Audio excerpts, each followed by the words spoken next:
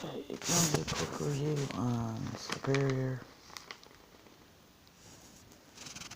Candy Salted Sunflower Kernels. You get 3 ounces in a bag.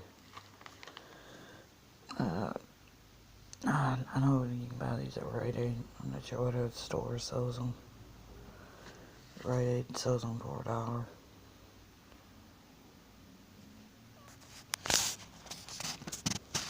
And if you get discount, you'll get them cheaper than that. Sunflower seeds is something I like to snack on, especially late at night and watch videos and doing stuff on my laptop and the channel and stuff. They're pretty good. They're pretty good, and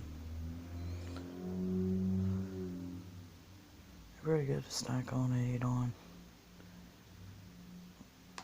If you're out hiking, walking, you know, hiking, backpacking, stuff like that. This might be something you might want to keep in your backpack. Or when you stop and take one of a snack, or a snack on something when you're just walking. Yeah. These don't have the kernels on it, the seeds. They don't have the cover on them. They're pretty good. It's a good little snack to eat on when you're hungry and want something to snack on real quick. And I know you can get them at Rite Aid for $1 a piece.